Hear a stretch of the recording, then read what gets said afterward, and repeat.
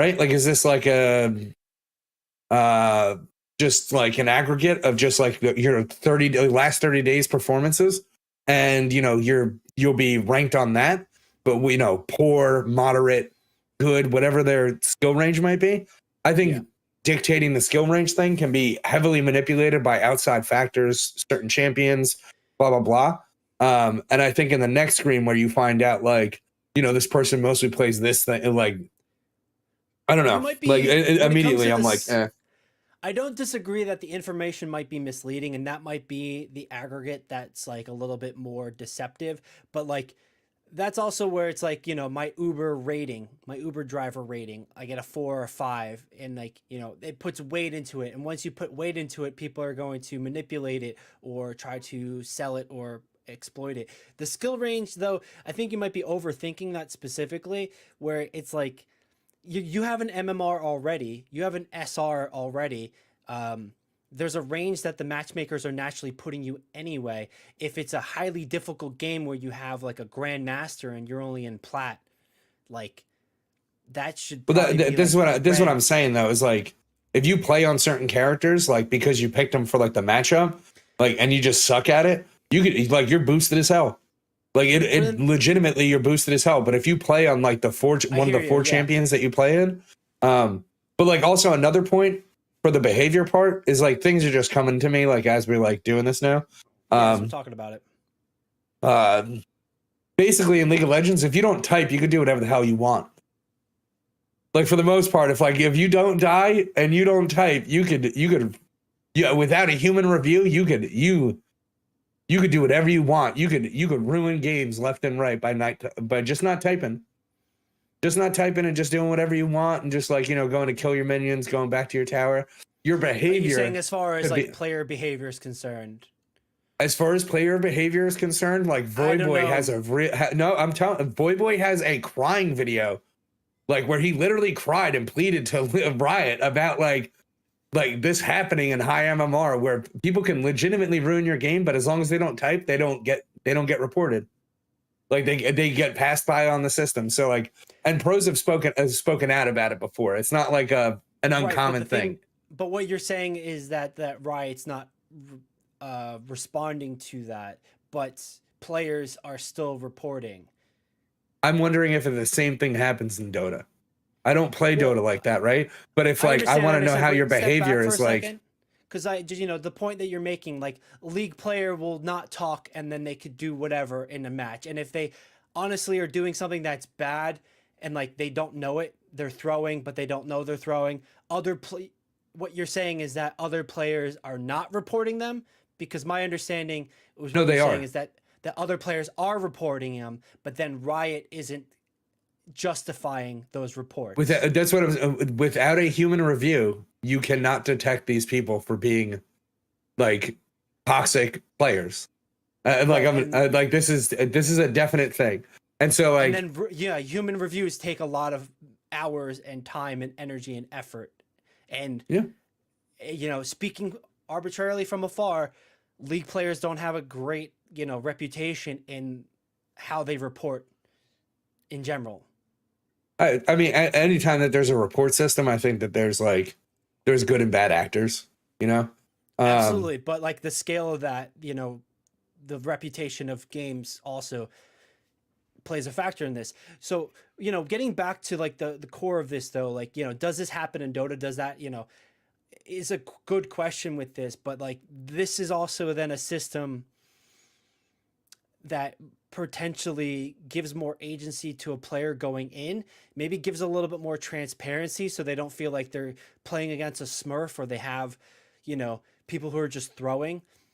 Because the one thing you brought up was about SR, and when you have a game of 160 champions, I'm not sure how many Dota has, but like when you have games that are like a ton of champions like that, are you advocating that each champion has their own MMR SSR? Are you advocating that each role has their own MMR SSR? Or is it like a blanket one? Because I do believe, right, like currently it's just like a blanket MMR SSR for both of those games. For League, you have like a ranked one and you have a regular one for like your blind and everything like that. Right, but it's not that when I play a support character or a bottom lane, I get a specific SSR, right? It's I get an SSR for winning or losing every game, no matter what champion or Yes. what. Yeah. Yeah. Yeah. That's also like a thing to bring up because, like, yeah, then is the solution because of one tricks in a game where you have 160 characters, then having SR or MMR in the individual aspect of that, or what do you think? Because there's always going to be skill range. There's always going to be learning curves. Yeah, I mean, like, so like that's also the thing, right? Like, like you bring up the point with like a one trick. Is their skill range gonna just be higher because they only play their one trick, right? And then they're gonna be matched higher against a team of people who are just actually skilled better, like more highly skilled. I don't know. Like on the surface, this part doesn't seem very good. But if it gave you the other part, which like people already use, like there's already API to let you know all of this information. Like this is like one of the issues that like League had, where like you can literally just like look up your team and then you dodge because you're like, you know what, not happening. This person's on a losing streak or whatever, right? The important information.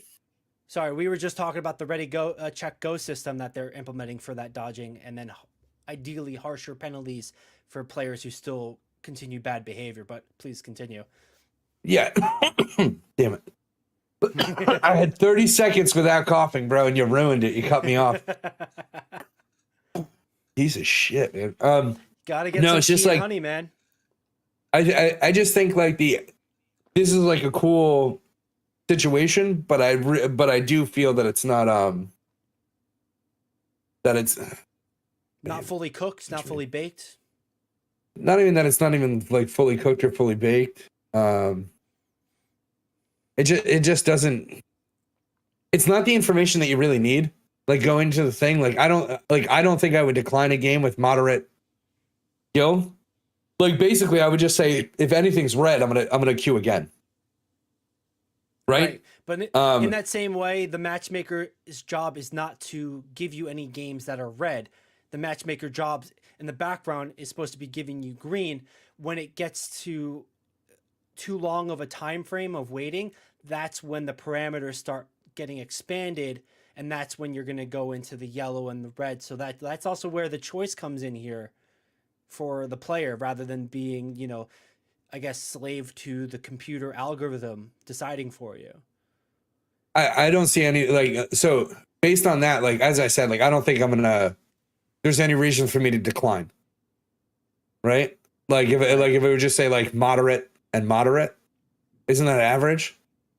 Right? For like the rank that you're at. Like, so just like if you perform, you should be able to just help the team win in a sense. So like this just seems like click accept again, or if you get like, I think so in League you have roles and stuff like that, right? So I would say like if you got autofilled, maybe you get the queue again or something like that. I don't know. I don't see too much point for this. Just like the secondary information of like, are they on a losing streak? Have they lost the last 3 matches, right? Are they on a winning streak? They've won the last 3 games is way more important than telling me like they have great behavior instead of moderate. Like, but in that way too, like all you're doing is you're looking for somebody. I don't even know if you can trust that information, because they could have been carried in the last 3 games by the randoms that were on their team as well, right? They could have gotten lucky. They could have gotten unlucky. And that's the whole idea of like matchmaking, like, especially when people talk about like an elo hell, how you just go into like a bad streak of things. I think the player behavior part is probably the most important, because it's going to tell you the people who have a history of just being toxic and throwing a hissy fit even. And aren't we weeding those people out though? I mean, ideally, like, don't we weed them out?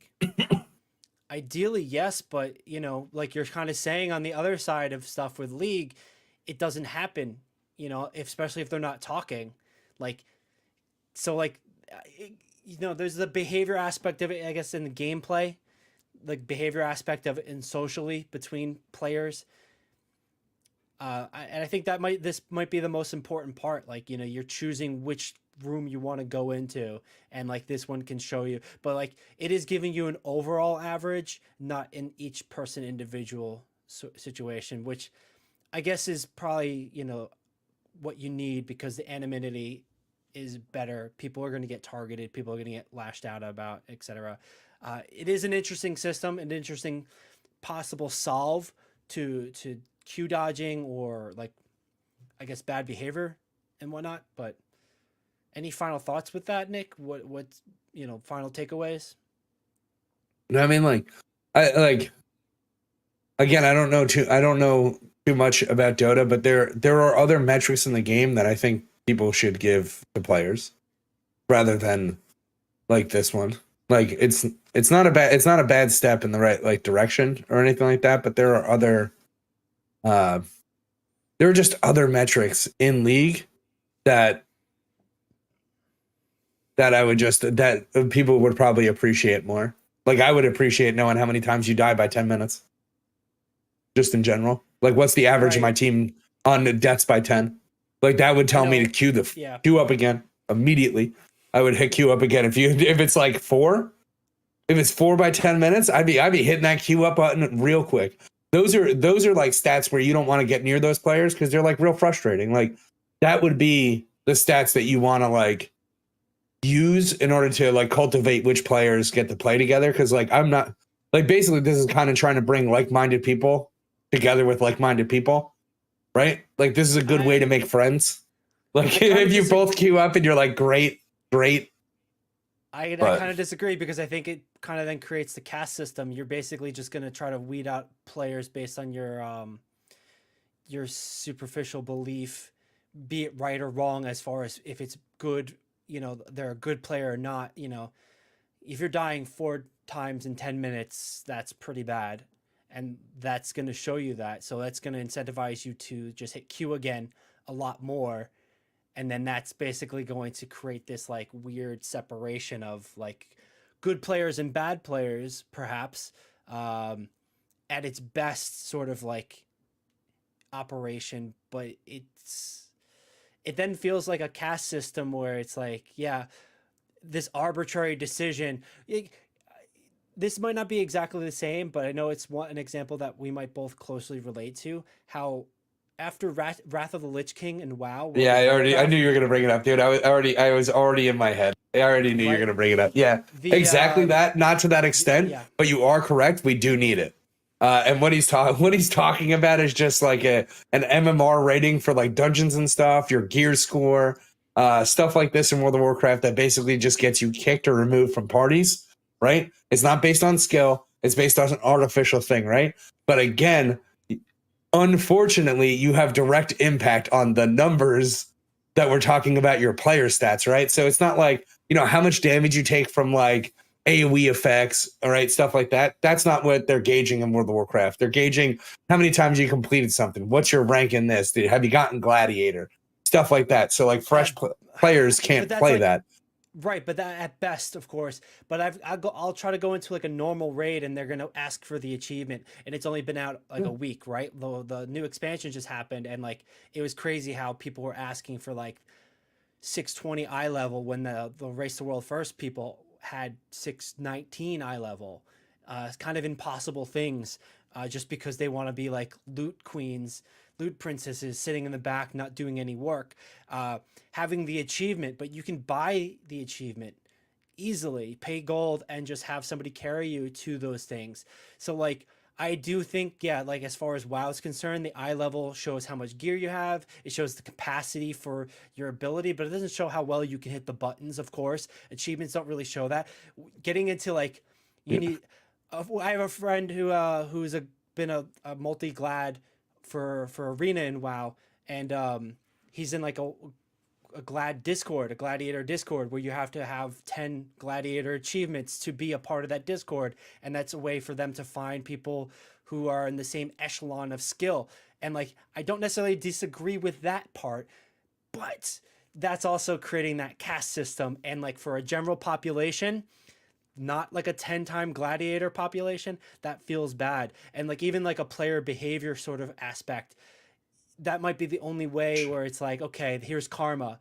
You're a dick in the game. You keep treating people like shit, and rather than help them learn, because you are the same MMR as them, because you are in this game with them, regardless. And so like it's this weird situation with these stats, and I kind of ultimately I'm basically saying I disagree with showing more or different stats. They might want to be very exclusive about what stats you are showing about these other players, and etc. Because I think player social cultural behavior can quickly evolve into something pretty toxic. I mean, they already do it. Like toxic people Yeah. are toxic. Yeah. Okay, like there isn't like I don't know, like I don't know how much I have to stress this. It's like toxic people are toxic people. It doesn't matter what game they go into. Just because like they put on their league pants doesn't mean that they're like time to fucking let loose. Like that's not the way that it works. I get so like these people do get weeded out just in general, right? But also I the don't biggest totally thing that agree I've with thought in my that. head, Yeah. what, that they get weeded out? Like if you're Yeah. vocal, if you are vocal, you get booted the fuck out. It's very easy to detect you when you're vocal. That's what I'm saying. If you don't type and you say things, if you call people like, "Hey, ghosty, relax, bro," like go buy ropes. Like if you say shit like that, it's like basically like humans need to like go, all right, we need to look out for these things, kind of thing, right? But the thing that you really like popped into my head with like buying Gladiator and stuff like that, right? Is you could buy Dota accounts, you could buy League accounts, bro. Basically, you just added another stat that pads their income. Like I like, my skill range is good. My skill range is great. My behavior is great. Buy this account, 150 beans. Yeah, but at the very least here, it actually incentivizes like behavior, because otherwise, I don't think behavior is really like punished or celebrated. So in That's league it something is, with and I don't that's know about something like Dota, but it's definitely in league. It is. that's something like in Overwatch. Like the skill rating feels pretty lame duck overall. So like in league, real quick, in order to like, there's an honor system, right? And Okay. basically act like a jackass. You don't get, you're not part of the honor system. You can, after a while, you can join and get your honor back and everything like that. You don't get free loot boxes. So like the free loot boxes, when you play a champion, anybody on your team gets an S ranking on any champion in the game. Whatever, like you get a box for your specific champion. It doesn't mean that the loot inside is for that champion. Just means that like you get one box per champion per season, right? And so Okay. usually like that incentivizes people to play more, but you don't get any of the free stuff. You don't get you don't get keys, you don't get free boxes, All right. you don't get your level up rewards, you don't get anything if you're not in the honor system. Granted, it doesn't mean that Interesting. it's like It's cosmetic. It's cosmetic as well. So it's like you don't yeah, get to you don't get dress your up. skins. Yeah. And like Okay. I get like a lot of skins just in general. And like, I say like again, I say if you're not typing, you're not really playing. So like it's like you're either playing games or you're playing the game when you're not typing. No, that's fair, and like it'll be interesting to see how this continues, because I do think this gives a little bit of agency. Dota's been, I'm sorry, not Dota. Valve's been kind of on an interesting track when it comes to managing cheaters, managing misbehavior. I don't have the clip, but just to kind of finish us off with this little anecdote, I'd seen that recently with Deadlock. They started seeing a lot more cheaters, and what happens is when it's a confirmed cheater, the system goes, sends out a message to all the other players where they basically get to vote. Either they turn the cheater into a frog and finish the game, or they end the game right there, right then and right there. And that way too, Nick, I know we're always going to have cheaters. We're always going to have people chasing that lucrative aspect. They're not going to care about cosmetics. They're not going to care about their perceived behavior. They're going to try to just like psychopath to the end. I win at all means, at all costs. I'm better than you, pub stomp kind of things. But like I do feel, and I think, let me know your thoughts on this frog situation for the cheaters. I do feel like Valve has a good mindset when it comes to the approach of systems, or just kind of like curbing that stuff. And I do think that this pre-game analytics is a step in the right direction to help that. But with that frog and the cheater thing, you have any specific takeaways, or any like last The frog and the plays. cheater thing is like that's pretty hilarious. You know, it does suck that one of your games like gets ruined by like a cheater, just in general. Is it loud thing? Yeah, so it's kind of neat that they basically you could vote, and if all the players vote yes, they turn the cheater into a frog, and the frog cheater stays a frog, hops around the map for the rest of the game as a frog. No abilities, no movement speed difference, just like you're just bouncing around like a little frog. I mean, you know, it's cool, but like, just end the game. Maybe end the game and then just like, you know, enshrine them as a cheater for 10 seconds at the end of the game. Like right at the end, like, this is the person who ruined it. And everybody, like a bunch of fingers come out and start pointing at the guy. And like, that's his name. I don't know. That would actually be pretty cool. Like, I ruined this game. Turn me to a frog and turn me like, I Yeah, don't know. It's cool, but like end the game because in a 5v5 game, you're talking about 4 other people who are negatively impacted, right? And like, right. there's no reason to really stay in the game. And Unless they want to, then it's giving the players the choice on what to do with it. That's the important thing, because a lot of systems will just arbitrarily, it's out of my hands, it's out of my control. And yeah, we've talked about how like League and surrendering, it's out of your control because you're one immediately vote out thought of my 5. And like, yeah, no, I thought right there, like if it's a 5-person game, one person gets turned into a frog. 3 people are like, yeah, let's stay in here and make him a frog the whole time. And one person's like, bro, I only can play like 6 games today. Can you cut it the fuck out and let me on to the next one? Yeah, he cheated. Cool. Let's get out of here. I want to play the game. I don't want to actually like do this. yeah, like in that And way that person's too, stuck. I hope that the other person is able to then leave the game without losing any sort of SR. Here's what they should do. I just thought of this. You ready for this? I interrupt you, but here's what I thought of it. Turn him to a frog. Everybody can quit the game except for that guy. Increase the time limit by 5, and then he gets reported for AFK at under 2 minutes if he doesn't move. So he's got to move every little bit. So he's got to sit there and play the game. He's a prisoner. He's being punished, and everybody else can go play another game. They can quit out penalty free, and they get to go play another game. That would be phenomenal. You experience a cheater, go play something else. The cheater's staying with us. You're locked in. I don't know at that Call point. it the steam room. If you're identifying a cheater, they're already putting like a ban or an account restriction on that person. I don't think it really accomplishes anything. I don't think you're cooking on that one, man. You're burning the food. No, personal sentiment, dude. If you left the game after getting a cheater in your game, and you knew damn well that guy's stuck in that game for the next 30 minutes, otherwise he can't play ever again. No, man. Like at that point, it's not really a punishment because like they can just Alt F4 and they're cheating, and they're probably, if they're cheating, they come back to the game. They're on a burner account, so like they're just gonna like. It pauses the time. You pause the time. Yeah, sure, and then they do it again, and all their accounts get banned. I don't think you're cooking, man. I think it's just how many people do you think have multiple accounts? We are so far off the topic, bro. And like I want to try to bring us back into this. So like, yeah.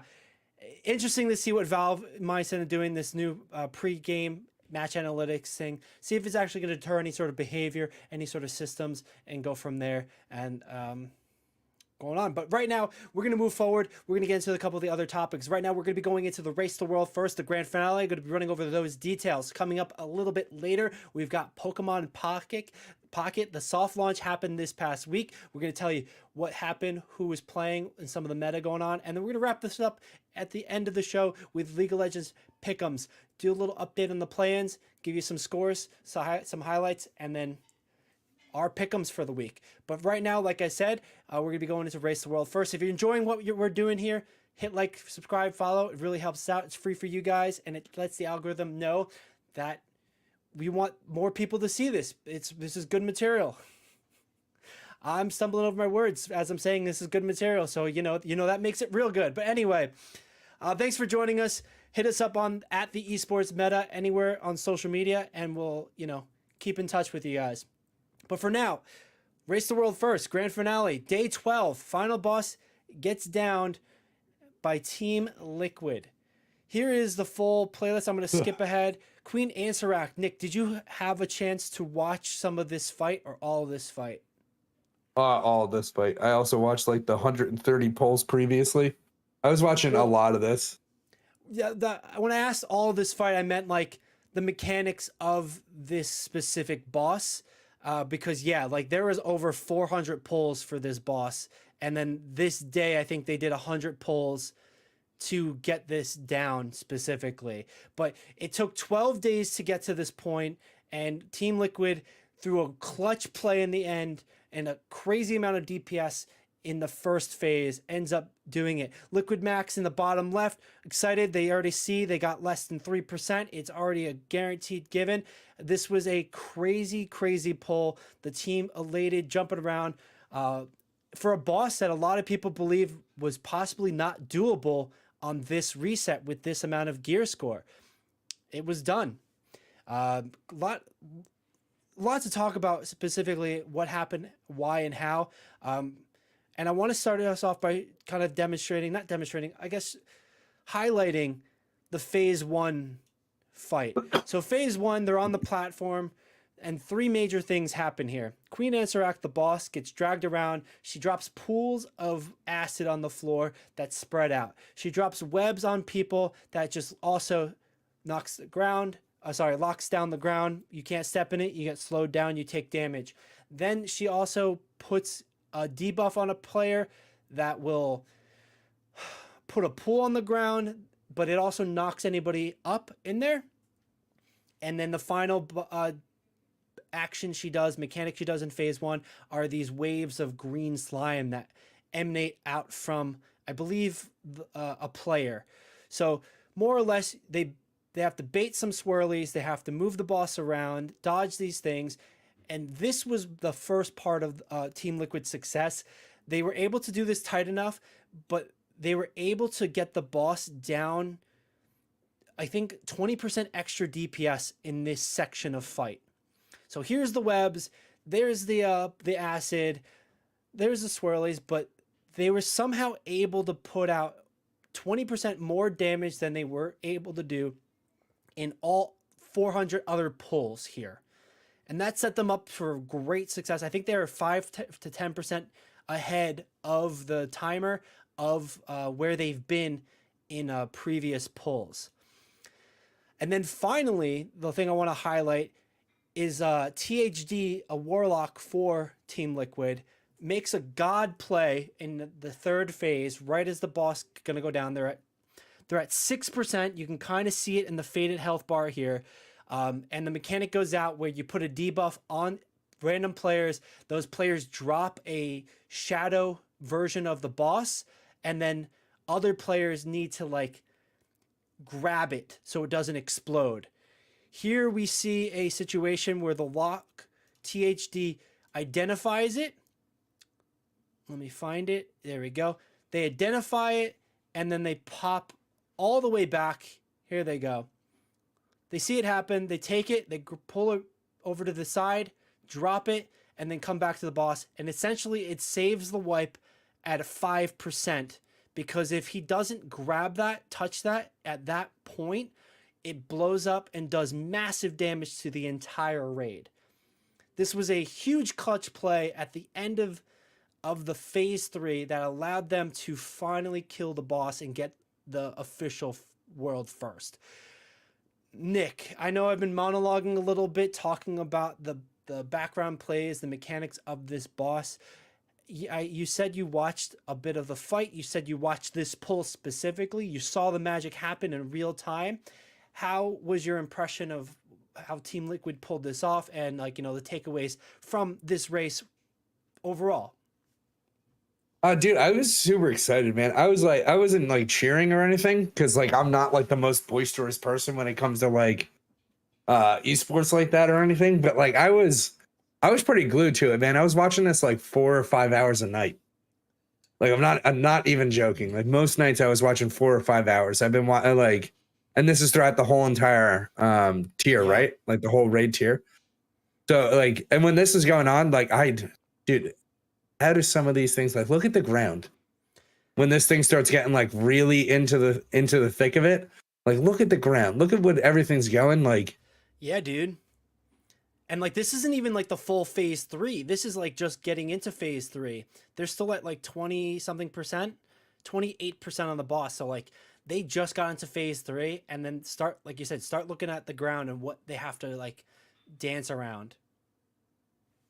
Yeah, I'm sure it's different like when you get in there, right? But not everybody's going to be doing this, right? There's only like what 1,000 guilds that are going to get the achievement for Mythic before like maybe it even get like maybe before it gets nerfed.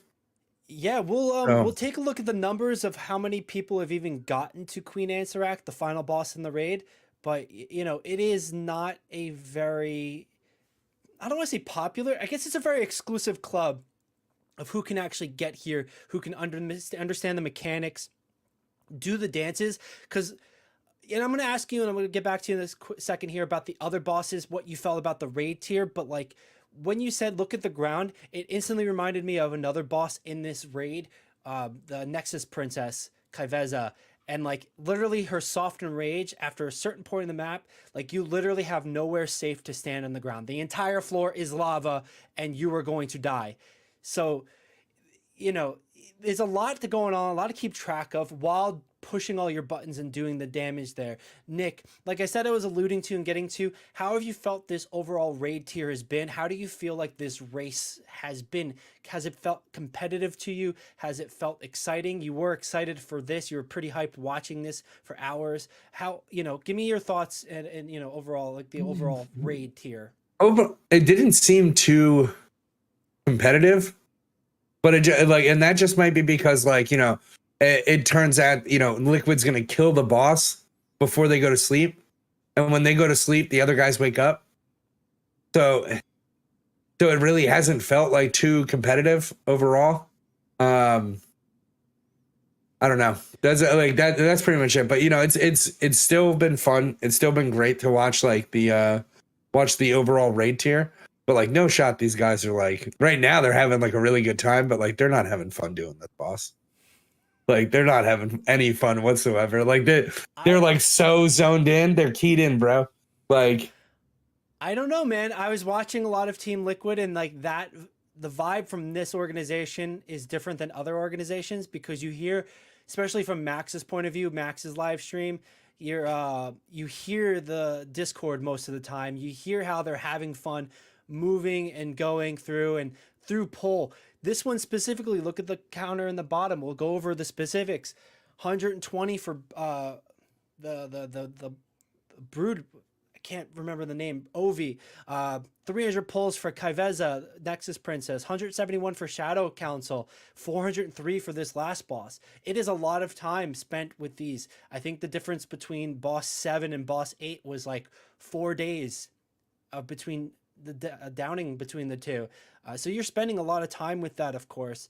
Like you're saying, you're right. Like they're going to be locked in. But I do feel like to keep morale up, these guys are able to joke and relax and have some fun while doing it too. I don't necessarily think that's the same sentiment from other guilds. I think it's a Team Liquid exclusive on that part specifically, man. yeah, you're So probably right. I wouldn't be. I'm looking at it like I wouldn't have fun doing this. Like that does not look fun whatsoever. that's a good point because this is an endurance race. It's not for everybody, and like specifically we can demonstrate that by kind of taking a look at who has done it currently. We are a couple days after the first kill of the boss. The race is technically finished, but we still have people fighting for second, third, fourth place. Like you said, I believe 1,000 achievements go out to who can complete it. The Wall of Fame, Hall of Fame for this tier. Right now, only 3 have beaten the last boss. Team Liquid as the first, Team Echo as number 2, and Team Method in a strong third. They only completed it just yesterday. But this race was largely Team Team Liquid. You could see how they took everything from boss 3 on. They were able to complete it first. It was their show, and really for them to lose, Echo was never really able to get ahead where it counted. They'd have better pulls, but they'd never finish off the boss before Team Liquid could. So to your point of it not feeling competitive, I think that was largely what dominated it. Echo couldn't get that final a killing blow before Team Liquid. And so Team Liquid had that edge every sleep rotation, every cycle of swap there. Yeah. No, it's really rough for Echo to really like persevere through it, right?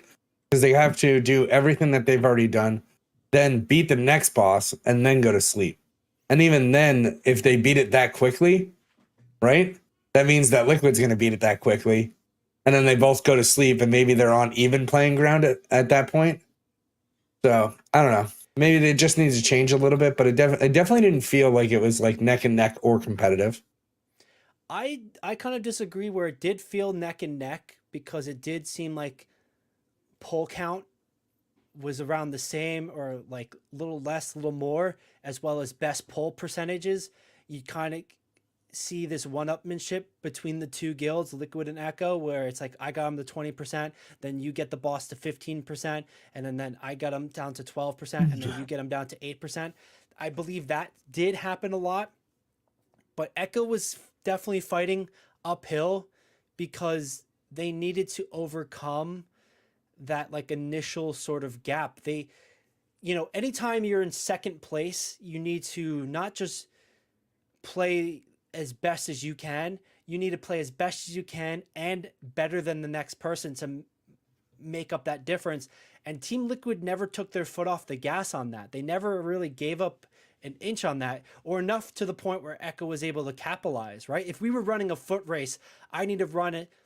If you're in first place and you were running fast, I don't need to run just as fast as you are. I need to run faster than you to overtake you.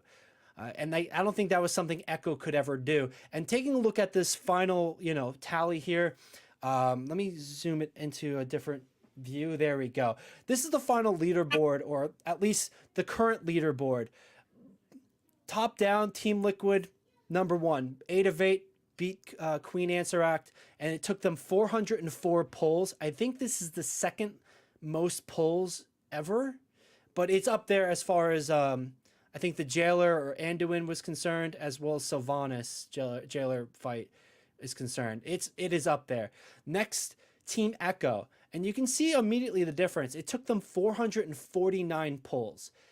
They did get to the boss second, but they were able to do it with more time in their day, the final boss. So like some might say they had an advantage in that, whereas Liquid got to Queen Answeract at the end of the night. Then they went to sleep, and then, analysts did their stuff, and then the next day they came back fresh. But Echo, who knows if that's like a true advantage. Echo got more time in the day that when they got to that boss. But here, it took them 449 tries to actually beat him. Team Method, number 3, just beating the final boss yesterday.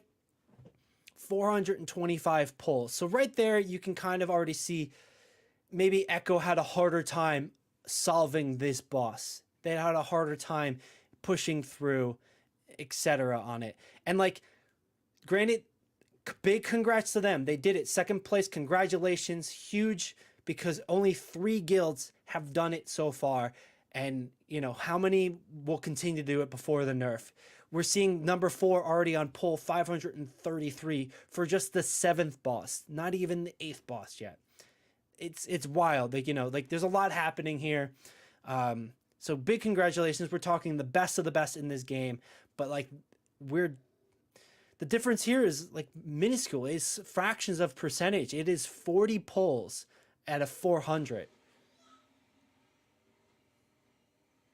You might be muted there, Nick. I am, because I'm coughing and yawning. Yeah. No, it's a lot, dude. Like, it's so much. So in that way, man, it's a big race. I found this to be really exciting, a really exciting race overall. A lot going on. Is this the website that? I don't believe so. I also had, here we go, guild progress. There we go. So this is going to show you the overall guilds that have killed it, how many times they've killed these bosses in the mythic difficulty, and then, who's got there first, etc. We already know Team Liquid has pretty much dominated first place for, 6 out of the 8 bosses. But let's take a look at the total kills. The first boss in the raid has been killed 275 times. Second boss, only 1,800 times. It's gone down, expected. Third boss, 1,400 times. Fourth boss, 958. A huge drop in numbers from 3 to 4 right there. And then from there, we're seeing barely double digits in some of these bosses. Brood Twister Ovanax, only 75 bosses have completed that. Sorry, guilds have completed that boss. Going from 2,200, almost 2,300, you're down to 74 that have gotten that far. Fifth boss. And then, more astoundingly, sixth boss, Nexus Princess. This is the one that everyone got stuck on earlier in the race, that they weren't sure if you could do it in that reset with that amount of gear. Liquid did it. Echo did it. It's the one where the floor just completely turns into death at one point in the match, at one point in the fight. Only 11 guilds have completed that boss so far. Going from just the numbers we have, at least, of who's attempting it, who's a competitor in this, 2,300 down to 11.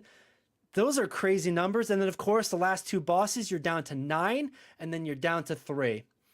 This is an astounding feat of esports. An astounding event for the difficulty there and people realizing how difficult it is, what's going on, the coordination you need on a massive scale, the persistent marathon aspect of this. It is a very impressive feat. So big congratulations to these guilds making it, getting these kills, etc. Nick,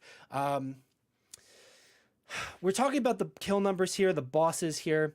You've watched the fights overall too. Was there a takeaway from the compositions or the bosses otherwise you'd want to highlight perhaps? No, like in this raid tier, it felt like there was I don't want to say it was like balanced, right? Because I'm not going to be like the expert on like if this raid tier is like actually balanced for raid composition. That would be something like literally Max will make a video on, right? But it did feel like there were a lot more pieces that had to be moved around in order to fit certain scenarios in. Like certain like classes had to go out. You bring a Moonkin in, then you got a Ret Paladin. Like so, it felt like there was a lot more. I don't want to say a lot more, but like it felt like there was a lot more. It felt like there was more decision making around like the strategy of making the actual comp itself work. And like everything that you need, what you can get out of it, how much damage you can bring with it, stuff like that. Absolutely. The comp, that's a great point to make and like a good reminder because I believe they've used just about every spec sans like 4 out of all the different classes and all the different specs. I think 4 or 5 were the ones not using. Even Shadow Priest, they've been memed on as being a joke in this expansion. Oh, not expansion, but I guess this raid tier. Like not worth bringing, gonna die easy, not doing enough damage.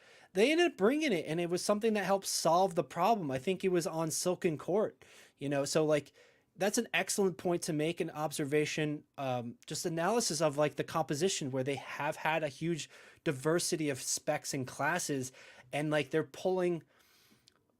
shifting it. They're pulling some specs from one boss and putting other specs into another boss to solve the problem, which is great to see. And like, yeah, I think you might call that balance, but we'll leave that to the experts to say specifically. All right. I do have a little bit more to go over here. Yes. All right. And speaking of the comps and specs, I want to just like, as we wrap up our coverage of the Race to the World first, I wanted to highlight the damage and the damage classes and how that's looked, because we've been on this all the last 2 weeks for about this all race. And we've seen a lot change in just these 2 weeks of the Mythic raid being live. The first thing to notice here is that the bottom of the DPS meters here, Demonology Warlock is now at the bottom, followed by Augmentation Evoker. People have talked about Aug Evoker being a lot weaker, a little bit surprising seeing how well they did in Dragonflight in the previous raids. Their specific damage isn't necessarily quantified because they boost other people's, but we saw a lot less Augmentation Evokers being brought into the raid because it wasn't necessarily providing enough value Sorry, excuse me. It wasn't providing enough value to other classes and DPS specs. Demonology Warlock is kind of surprising to me, but we'll talk about that. But even here, Frost Mage, Fire Mage, they were at the bottom. Look where they are now, Nick. We're talking middle of the pack for Frost Mage, number 4 What is Fire Mage for doing? That's Fire Mage. crazy. Well, is this because they just did the You patch muted. though, right? I'm not muted.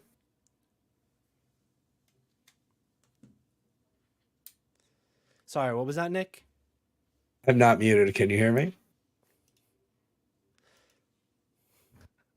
I'm sorry. My speakers cut out for a second. My headphones cut out. So,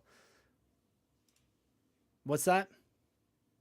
I was gonna say that is this due to the patch? I don't think it's due to the patch because there hasn't been a major patch right yet. They haven't changed a lot of the big things, and especially for Fire Mage. Maybe it's specifically to the fights. Maybe it's gear. Maybe they were able to gear up. Today's the second reset of this situation, of this raid tier. So maybe it's just more of a gear thing, like we were talking about, and they were able to switch it quick. But maybe it's also the fights. They brought Fire Mage into the last 2 bosses or 3 bosses, and it's made the huge difference. They're just out here just pumping crits. Yeah, dude. I don't know. Spicy. Something's going on here. Absolutely. But let's take a look at the top of the range here. Arcane Mage is something we've expected. They're more dominant at the top than where they were previously, scoring 115. Frost DKs pushed up, as the next highest, not too far behind in that way. 3rd place, Enhancement Shamans right there. The big thing I want to note is that Fury Warrior is now down in middle of the pack, less than middle of the pack, which was kind of unexpected. But this is the overall DPS of the entire raid. So let's take a look at specific bosses where we can. Let's go to the first boss, which was something new, and we're seeing more people do this raid tier, and we're seeing more people in classes. DKs are dominating this first boss pretty heavy-handedly, followed by Arcane Mage and some Demon Hunter stuff, which makes sense, the cleave and the single target phases. Let's move into a purely single target boss fight. BM Hunter on top. This is something we saw consistently previously. It hasn't changed. Fury Warrior has been bumped down, demoted to the bottom.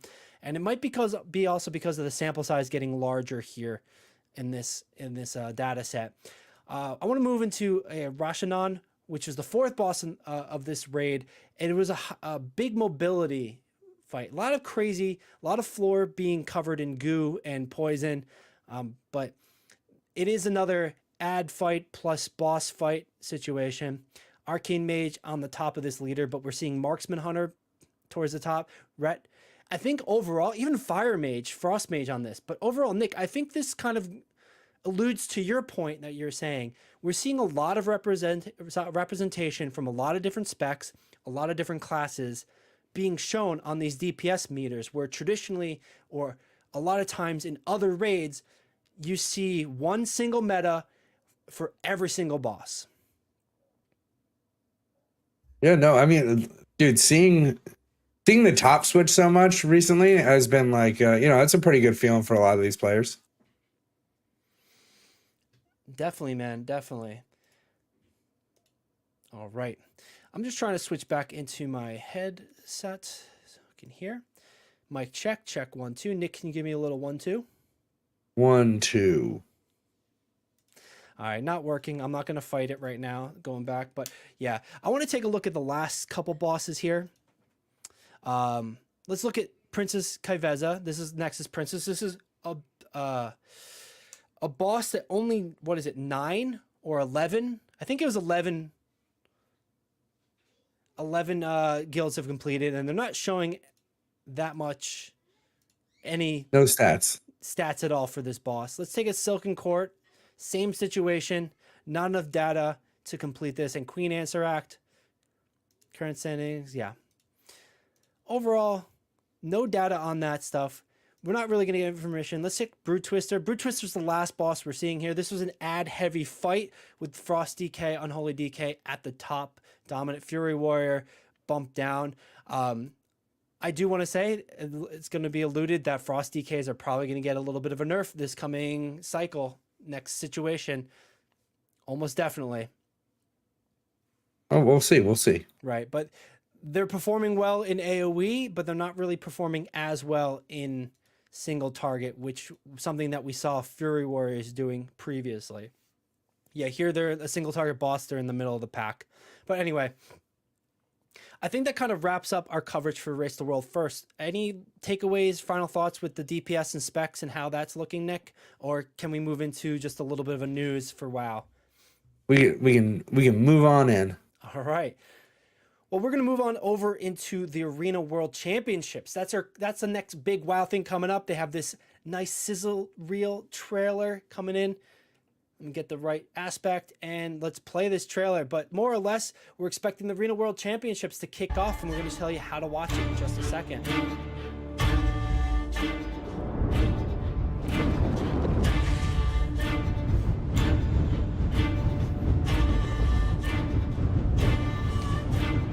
More or less, this is going to be a nice sizzle reel showing, the competition, World PvP happening, getting you jazzed up, hyped up for the competition coming to the arenas.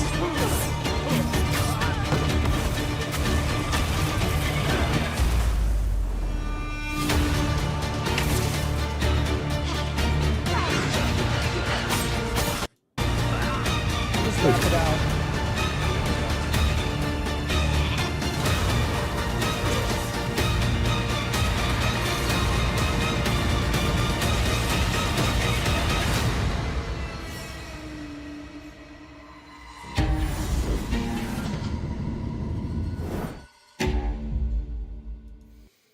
The disappointing part is they're not even giving a date, but we've got you covered right here.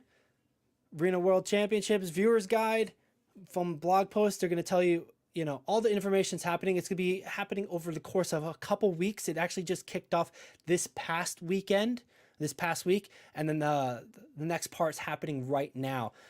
We still have 2 more phases after this week to take a look from. Top teams, bottom teams getting sorted out currently in a group stage per se. And then they're going to compete in November for the top spot and winning $300,000. You can watch all the different stages leading up to the grand finals on Twitch and YouTube as demonstrated here. We are in AWC Cup 2. So basically, essentially week 2 of the Cup, starting later this week. Then we have 2 more stages the next couple weekends kicking off, and then wrapping us up. Sorry, we're kicking those off over the next 2 weeks, and then we're gonna wrap up the grand finals November 15th. I think, is that around BlizzCon, Nick? Usually this happens around then, but we'll take a look and check on that one for you. The prize pool for this is going to be grand totaling $400,000. I believe first place is going to be hitting that 200 grand specifically, but we'll keep you posted and cover this a little bit closer to the grand finals. Nick, did you confirm or no? Okay, not a problem. That's just a quick announcement we wanted to leave off for WoW stuff. Blizzard World of Warcraft content for now. We'll be coming back to it in just a little while, but we've got more topics to cover and get through here. All right.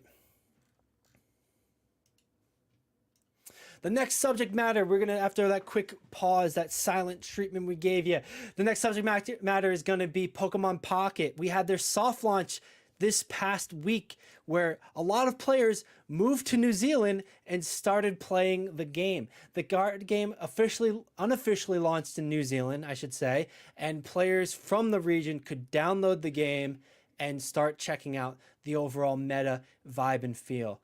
I'm not going to speak from my personal experience. I'm going to speak from a friend.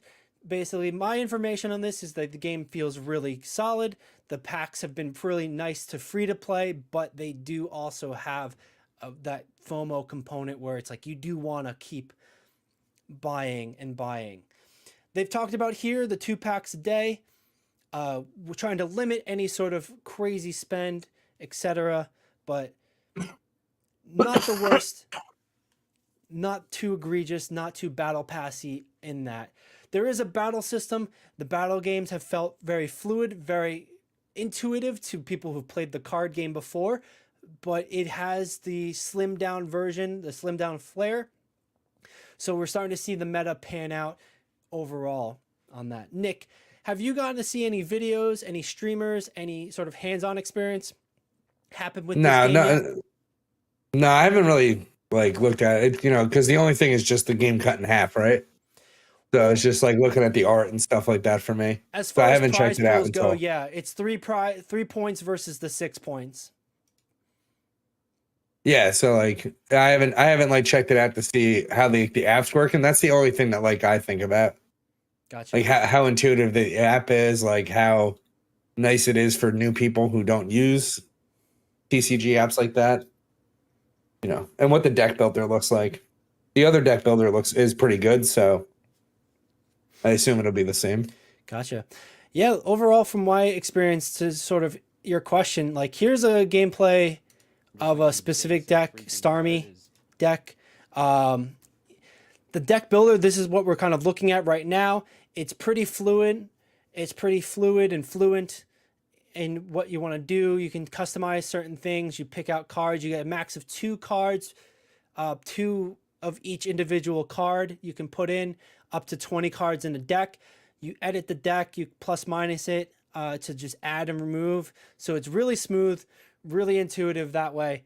And overall, pretty solid looking game. Here are the streamers going into a battle mode, Nick. So I'm going to speed this up so we can take a look. But let me know if you want it a little bit slower so we can see what plays he's making going on. This is a Starmie EX deck. I believe it's using Misty as a cornerstone. And the Misty card, I believe, gives water type Pokemon extra energy based on how many heads they spin, how many head coin flips they make in a row. So generally speaking, it's the same format. Game opens up here. You put out your basic Pokemon on the map. If you don't have any Pokemon on your bench, Oh, the whole thing is shrunk. There we yes, go. That's the other difference. The whole thing is shrunk. Your bench is shrunk. Interesting. precisely. Three Pokemon bench, 3-point game, first to 3. The competitive aspect, you have a 20-minute time limit. There's some specific time limits to play your hand on each turn or make a decision on cards. And generally speaking, yeah, you can see how like a meta is starting to form out. They're using a Starmie EX deck, so they're going to basically try to get out that Starmie they have there as quick as possible. I think the play here currently is they're going to take that Krabby, evolve it to a Kingler. They do have a little bit of type disadvantage for certain Pokemon, but most of it's not on this matchup. And like you do kind of have to worry about it in this one because each Pokemon matters more. It means more because you're only playing to 3. EX Pokemon are worth 2 points, and every other Pokemon is worth 1 point. Yeah, I got nothing for it. All right. Yeah. Yeah. Not a problem, man. Just kind of taking a look at the general gameplay here because it is a game that I think it's going to make a lot of waves when it comes to Pokemon. It is going to cause a lot of attention to be grabbed, and we're going to start seeing a lot of people join. I think you're going to see the diehard fans of Pokemon and Pokemon TCG, but I think you're going to get the collectors starting their digital collection on this because it is very art focused. It is very like collector focused in that sort of way, but in that same aspect, these competitive games they're simpler. They're easier to get in. They're more entry level, but like that doesn't diminish their skill ceiling. People are going to be able to do a lot of cool things, look at it in a lot of fun ways, and make stuff happen pretty awesomely overall. And like I wanted to show this because it is a quicker story, but this is the thing that came out this week, and we kind of didn't expect it to come out this week. So this soft launch, Kingler knocking out from 2 coin flips, they're able to do 160 damage. and knock out that Pokemon from them coin flips. So, bit of a high risk, high reward Pokemon and play. Yeah, my right there. thoughts are like, does this just change the meta? Like the cards are the same, but like, is it changing the meta? Absolutely. I would think absolutely Like, because you've got less points to play with. so I mean, so I didn't know that like the bench was like, I was like, all right, three prizes, whatever, right? That's half the prizes. It's faster to win the game. The game is overall like actually different with like the bench being free. Um, and you know, different aspects and stuff like that, right? So I will strongly say that any given time that you have a massive discrepancy between paper and your online format, it's not good. The players don't like it. It never works out well for, like, there's weird stuff and some people might like it, but you shouldn't really have a separation. So hopefully it's not changing the meta, because you wouldn't want like the world championship to not be in this game, right? Like the world championship decks won't be in this game. Well, that's where I think. Actually, here's a good question for you or any of the viewers that are watching. Give me your thoughts on this. This game is going to have three bench, first to three, is sort of a slimmed down version of the traditional TCG. Because it's a slimmed down version, and you could go to Pokemon Live app, which would be the full version of Pokemon card game. Does it matter that it's a different meta, or is it like a nice like adjacent sort of competition competitiveness aspect to it? I mean, personally speaking, from like Magic, uh, no, it puts me off. I don't want to learn cards I don't want to waste brain space on stuff that doesn't matter. Like as far as like the cards are concerned. So like if you're trying to learn the meta and the metas are different, like the people who play paper are most likely not going to play this.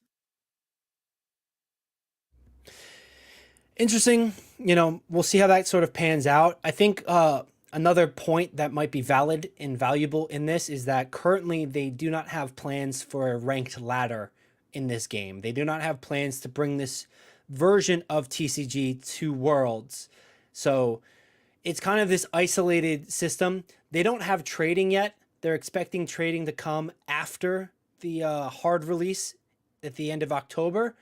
But currently in soft release, you can matchmake with randoms on the internet, send friend requests. You can play matches against friends in person, or you could play matches against bots. So the competitive aspect is still pretty casual by those metrics. And I wonder then how much does that inform, their plans. It does definitely discusses and advises, their mindset on an approach of this slimmed down format. But then how much does it impact the overall, like you're saying, the traditional TCG players for Pokemon? Yeah, it's just an interesting thing. All right. Well, a lot of questions to be answered. The soft launch happened this week overall. I believe if you wanted to play, there is going to be some information out there. You could VPN into New Zealand and download. I believe you might need to grab an APK to do that, the download file, and not download it directly from the stores. I believe that's how a lot of players are currently doing that. Or you could traditionally just fly over there, download the game, but that might be a little bit harder to stay in there for the next month if you're that committed. Either way, let us know your thoughts if you've gotten your hands on Pokemon Pocket just yet. If you're excited for this game, getting in the hard release, the official release date. If you think it's going to make a big difference from the meta standpoint, like Nick was saying, the traditional TCG meta, is that going to make a big impact and difference to this? But a lot of questions to be answered right now, and we're looking forward to walking through this and seeing how it develops throughout every step. All right, Nick, we're in the home stretch here. We've got one last topic to discuss, and I hope we can jazz you up a little bit, get you ready, get you sauced up for some pizza after this. But final topic, we're going to be going into League of Legends. We're going to be talking about the play-ins this past weekend and just going over some scores. So I'm going to hop right into it. Nick, if you can like lead us through this real quick, just to kind of show what we have on the screen, the score lines. What disappointed you? You mentioned earlier, or what excited you? Can I start there, get you hyped up? 100 Thieves. Come on now. Come on now. Just come on now. Just come on now. That was like the biggest disappointing thing. I would have liked R7 to actually make it.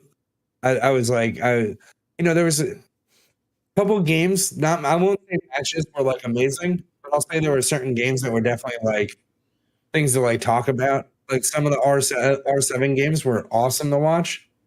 And then, other ones weren't, right? Same thing with like when they faced 100 Thieves specifically. Mad Lions was pretty awesome to like look at. They did some things early. It shows that they're learning. So they were like a really bright side of the play-in stages. Great. Overall, like not really a disappointment, but would have really liked to see I don't know, maybe like best of fives. I felt like there's just, especially since some of these teams aren't going to be playing anymore at Worlds, I would like to see a little bit more games from them, but also like, could have changed who gets to go in. Like, I think the beginning and the end seems like the most important. Yeah. Right there, but Absolutely. And you're just taking a look at the scores here. Mad Lions kind of showing some dominance off the bat, but not really being able to do much after those initial. And then we've got, R7 over 100 Thieves. There we go. And like 100 Thieves then kind of bouncing back, but getting beat out by PSG Talon, generally speaking. Out of the 3 rounds, we kind of saw, this is what we've seen.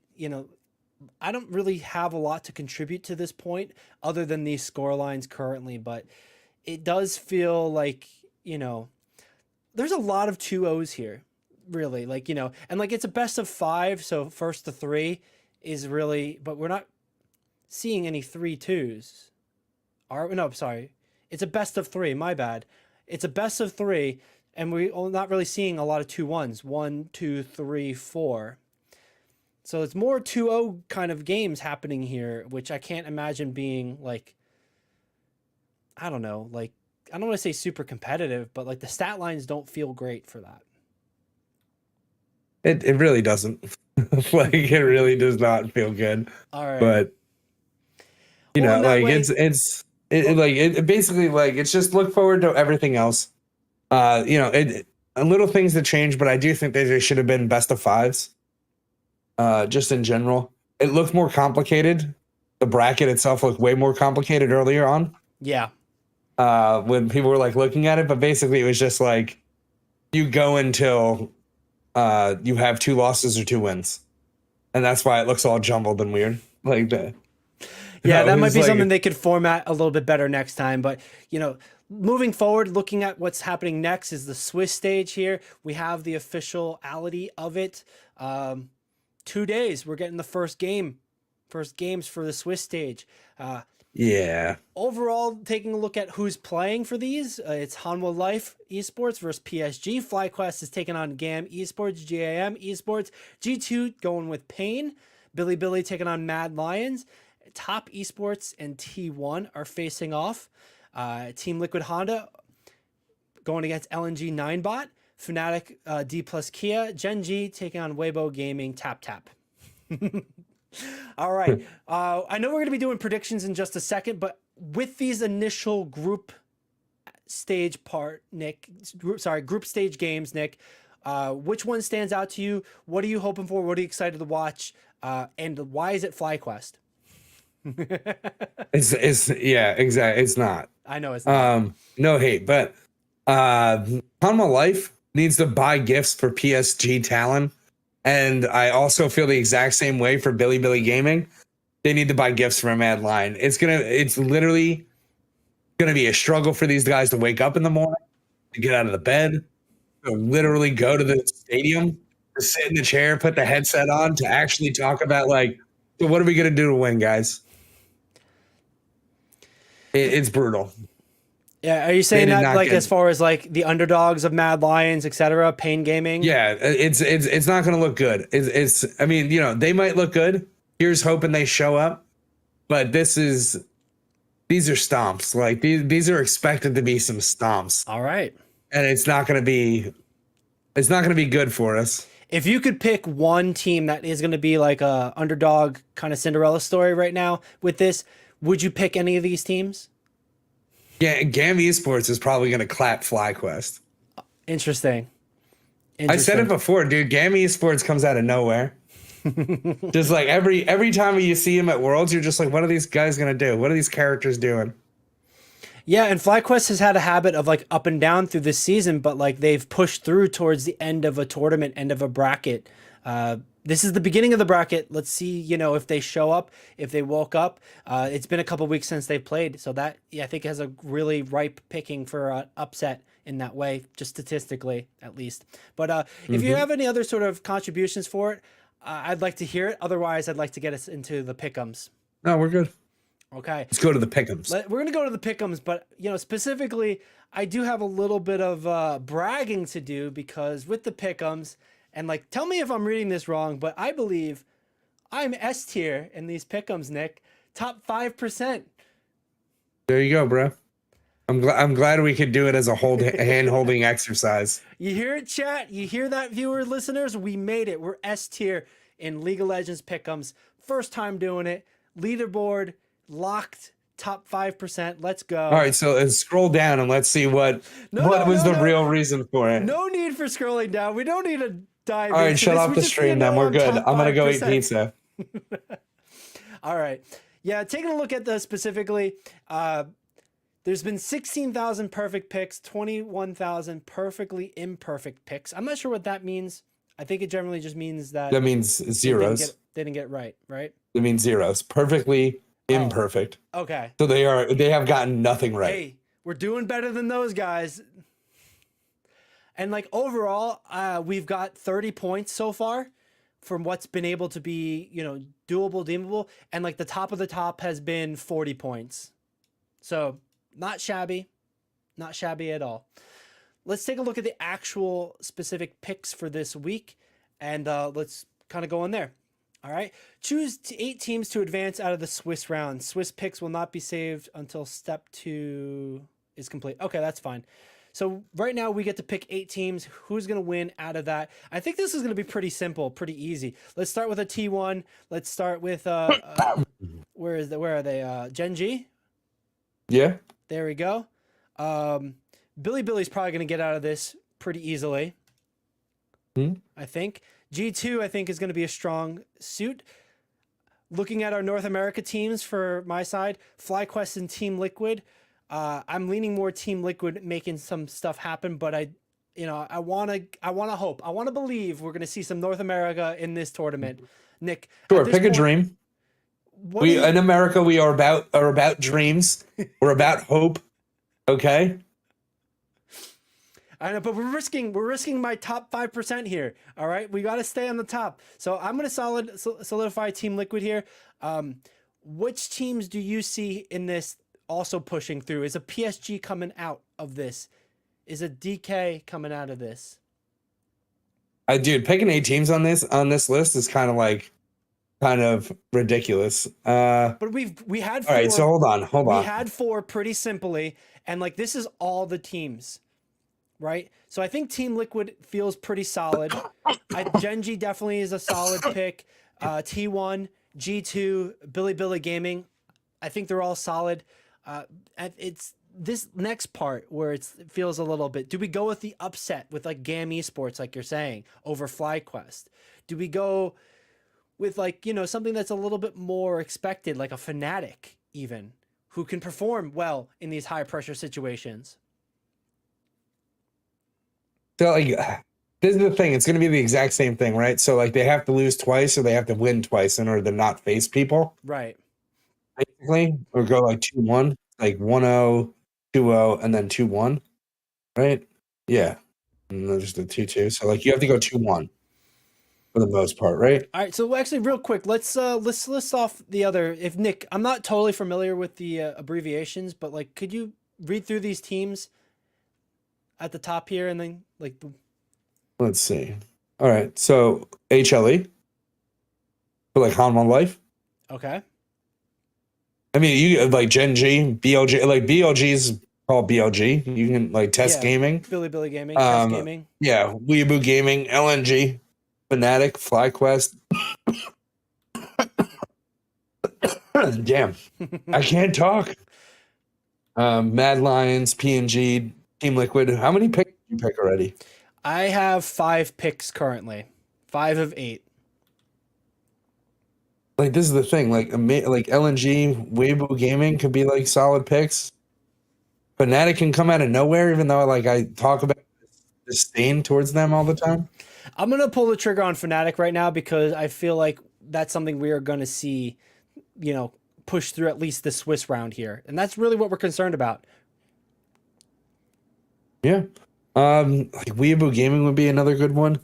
I don't think PSG is going to make it through. Like that would be pretty crazy. G2 can make it through. That would be interesting. Mad Lions could possibly make it through. It's kind of crazy. Yeah. So what is it? The 7 that I have picked currently: Gen G, BLG Gaming, Billy Gaming, Weeaboo Gaming, G2, Team Liquid, Fnatic, and T1. I have one more pick, and like I feel like Tess might be the pick here. That's crazy. I mean, It might not be like it's not like you think it's gonna this be is like an the thing. LNG or a FlyQuest, or do you think like an underdog like the Lions are gonna? No, I mean like this is. So it really just depends on like who wins or loses like the first ones. Absolutely. I would literally. That's what we're trying as the to last. predict. I would think. So like.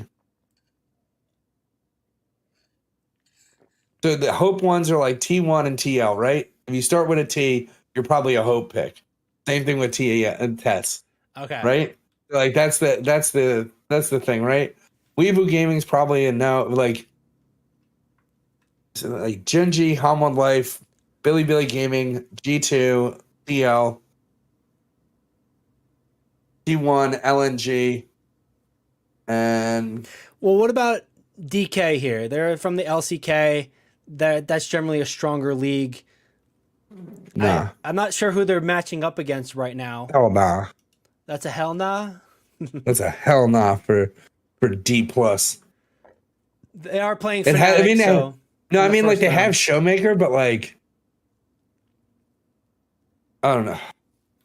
All right, I don't know. man. Showmaker's not like not being like too crazy. If we're talking LCK, Hovey has the mid lane by Gen G anyway, so like it's just nah. It's a nah. All right, man. All right. So yeah, I'm gonna go with like this is gonna be my Hanwha wild Life card. better be on there, bro. What's That's that? crazy. Hanwha Life not being on there is crazy. Like, that's crazy, man. Let's take a look real quick on that. They're going up against PSG. All right. So I'll take that as my 8th pick currently. I think that's pretty solid as an overall. I believe that's 8. Yeah, I can't pick anymore. I'm going to hit that continue. If any of those ones that I would change would be like Fnatic and Weeaboo Gaming. That's it, man. Those 2 picks might be cheeks. So hitting continue, getting into the next round of pick'ems. Choose one team to finish Swiss undefeated. I think that's kind of easy. I think that's a Gen G. Yeah, sure. Oh, no contention, no like, hey, but maybe T1's got the juice on this one, or G2's gonna make the magic happen. No, dude. I've been saying this. Chenji's strong as fuck, dude. All right, easy pick. Submit. There we go. All right, man. So there's my pick'ems in. 8 teams to advance. Yeah. I got 8 teams to advance, 1 team to finish undefeated. Thanks for joining me on my pick'ems. For, how are you doing on yours? Because this has been specifically for mine. Are you top 5%? Yeah, go back to the other ones. I haven't even checked mine, dude. I haven't even checked the results. Go to your pick'ems for the first play-ins, so you can see what. Oh, what I got right. Yeah. Yeah. So yeah, look at that. Like 100 Thieves. Nah. Yeah. 100 Those Thieves other was my three only though. disappointing pick. Oh, nice. But that was the NA dream. That was the NA hope there. Yeah, 30 out of 40. Bro, come on. That was the dream pick, right? See? Absolutely. What about the crystal ball? Where are we looking on this crystal I ball? don't think anything is a. No, it shows us. Look. See in the picture? What picture? Oh no, that was damn. I thought they actually updated to say like which one is the current one. Oh, yeah, no. So I don't think the crystal ball picks finish until the end of the tournament because it's a lot of prop bets, like with hero win rates or like 3-0s or like players like dominating. Bro, someone's got a tracker. Yeah. Who's got the tracker? Tracking spreadsheet. Thank the Lord. This is why. See, this is what I'm saying. League My of Legends boys. players love their spreadsheets. That's for sure. Oh, that's cute. It's called League and Park. Just in time That's for the World cute. Championship official song. Yeah. But yeah, man, check your. Here we go, dude. What are I you got them looking all. Infernal has actually been the most killed. Cloud is number 3rd. Let's go. As far as champions. Yeah, no, go to the crystal ball real quick. Let's see what Okay. the first one is. The longest duration at Worlds, right? 50 to 54 minutes. Let's see where we're rocking right here. Fastest win. Longest game is 45 minutes and 16 seconds so far. Okay. All right. Fastest game is, what's the next one? How many You read 'em off. pentakills? Which. All right. Pentakills. Let's go. Let me see. Any more pentakills? My pentakill babies? No pentakills so far. That's what I thought. All right. Which Drake will be killed the most? We have Cloud. It's Infernal. Infernal right now. been killed so most. Okay. Yeah, but only by 2. So Cloud is tied for 2nd Okay. with 19. Infernal still is in at it. 21. We're still in it. All right. How many Baron steals will there be at Worlds? All right, let's see. Baron steals. There have been 0 so far. All right, we were rooting for 3 to 5. There's a lot to go, and you also we talked about this last week. You kind of expected to not really be a lot in the early rounds of this. We'd probably see it more in this Swiss stage when you have the better teams playing off against the less good. That's teams. disrespectful. I was just gonna say the Warriors. Sure. And when the but those were Warriors your hit the words last field. week, my dude. My dude. Yeah, all right, let's go. Relax, How many dude. Don't hold reverse it sweeps against me. so far? We have 0, and I believe there's been 0. Let's see. Yeah, there's been 0, obviously. All right. Then going into the champions, who will be the most played? Who will be played in the most different roles? I apologize. We had Yone. It's yeah, but the other pick that I was talking about is tied for first. It's Poppy. So it's Aurora, Lucian, Poppy, and Renekton. Okay. Who will be picked most? Yeah, we had Ari. Yeah, no, it's not Ari. It's Jin, Cassante, Rel. There's another one that I was saying. Like Cassante's such a safe pick that they just fall back on it. Wukong is pretty high, but also I was talking about J4. Okay. Yeah. Who will be banned the most? We had J4. So these are where my thing should have been opposite, right? So at most banned, Yone is number 2, Garner is number 1. Interesting. So far, with who has the most deaths? We had Yone, but I don't think that's going to be accurate. Yeah, no, it's Rel, the Rel. support with 44. All right, Rel with 44 deaths. Wow, that Yeah. feels like a lot. And here's when J4 took over my Yone picks, right? Because Yone has the highest win rate. That's crazy. But those ones are all subject to change, right? Because there's so much Absolutely. based on like players. Right, and like What else we got? we also it's also based on like maps played, right? Like so like we're gonna see a lot more maps being played in the upcoming rounds than we are in the first play-ins. Next up with our players, who will play the most different champions at Worlds. I think this is kind of a moot point because we only seen half the teams play so far. Well, I can tell you right now that if anybody put anybody from 100 Thieves on it, they're eliminated off of this. I hope nobody Like- did, because that wasn't a great pick. So Yeah, who we picked? Like, look at all the people I picked. Like, we picked. right, yeah, a lot of our, Gen G. Yeah, I mean, they're not going to play yet. So. Yeah. Teams. All right. Which team from a region with 2 seeds or less will advance? We put GAM Esports. GAM did advance. So we're rooting for them to push through. But honestly, it kind of contradicts the pick I made. I didn't have GAM on there. So we'll see how that goes. There you go. Which team will win the shortest game? We have Billy. Just kind of throwing it out there. Which team will have the most Baron steals? G2. Which team will win? Gen G. Which team will play the most different champions? Gen G. We haven't even seen Gen G play, so, any sort of news on who's played the most champions so far in the previous? Yeah. Who do we got? The top 4 people are from 100 Thieves. And that's So done does that tell you already. anything? Does that tell you anything? That you shouldn't play a lot of different champions? No, that's not it. Bro, they sat there and cooked for too long. They sat there and talked about it for too long. And like 100%. Like, what if they do this? Well, if they did this, we should just do this. Like, you should just raw dog the whole entire scene. But anyway, I'm top 5%. Thank you very much. We'll see how it continues next week. We've got a lot of esports and fun esports looking forward to this week. I'll be watching a bit more of the, Arena World Championships coming up. More League of Legends coming up. Overwatch Stage 4. We're getting into the meaty part where, group stages are finalizing and the main bracket's going to pick up very shortly. Nick, what are you expected to watch this week as we wrap up this episode? I'm gonna watch nothing. No, now that the race for world first, I'm gonna be watching some arena, and then I'm just gonna be watching whatever. Let me look at my thingamajig. What's up next? Right, so like the third is like is all of these games. Yeah. So like the third is gonna be crazy, absolutely crazy. Because these are only good best of one, so like the third is nuts, dude. Yeah, just bringing us into that, just like this Thursday, when we're watching October 3rd, so many games happening in a short period of time. Can I get a schedule?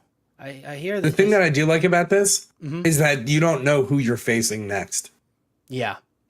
Like normally you're like, all right, I have one of 2 options for the most part, but like, and it's going to be pretty rapid fire succession on this. Like basically winners bracket up top, losers bracket in bottom, 0-1, 1-0. And that's the next day, the 4th and the 5th. Break it down into 4 different categories and then etc. So like it's going to be a pretty intense 4 days starting this weekend for League of Legends. And these teams have a bit of a gauntlet in front of them for this Swiss bracket. Yeah, seriously.